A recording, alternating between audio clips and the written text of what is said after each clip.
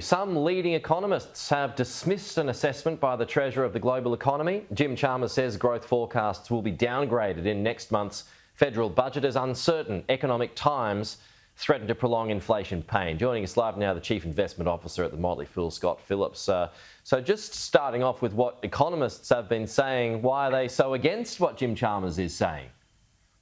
Pete, good morning. This is a really difficult one. Look, they're all trying to forecast the future, both the Treasurer and the economists who are taking a different view.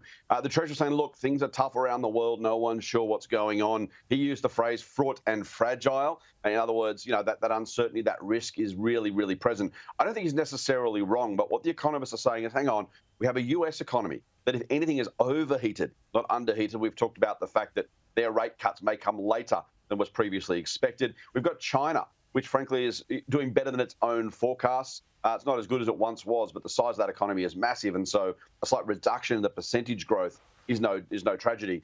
So on one hand, you've got concerns, very real concerns about the Eurozone. It's never really made it out of the GFC, frankly. It's been awful since then. Other trading partners also doing it tough.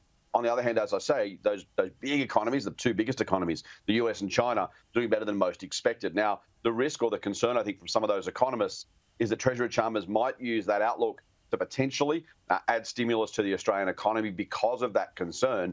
And their issue is, hey, we've got an inflation problem right now. We've got tax cuts coming on the 1st of July already. If the Treasurer was to use the global economic circumstances to further stimulate the Australian economy, it may actually make the problem worse rather than better, particularly in the short to medium term. Some of America's biggest pension funds are set to vote against the re-election of Woodside Energy Chairman Richard Goyder. He's having a troubling time of things lately, hasn't he? So how come? Let's switch over to Woodside. So why is this the case?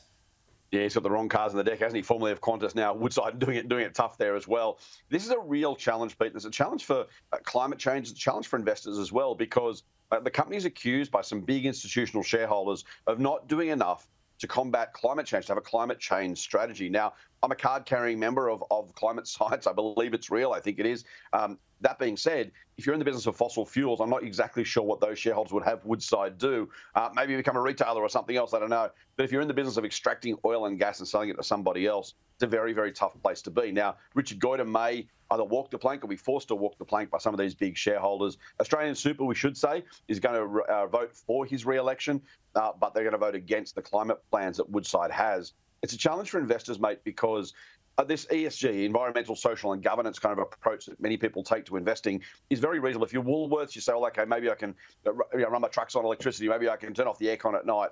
If you're in the oil and gas business, that's literally what you do. And if you're a shareholder, a smaller shareholder in these businesses, and these big pension funds and super funds are kind of throwing their weight around in the boardroom, you've got to ask yourself what the future looks like as an investment for some of these companies. And it really increases the risk, not because of the ESG risks themselves, but because of what those shareholders may require or vote for or decide the company should do, which may well either improve or probably decrease profitability. So there's some very real issues for investors, even if you're not taking active part in the climate change debate, in what these sorts of businesses, think about coal companies, next probably cab off the rank. What is their future in a world where these shareholders are throwing their weight around, as I say, and potentially voting for things that make your outcomes worse? Okay, Scott Phillips, good to see you as always. We'll chat to you soon.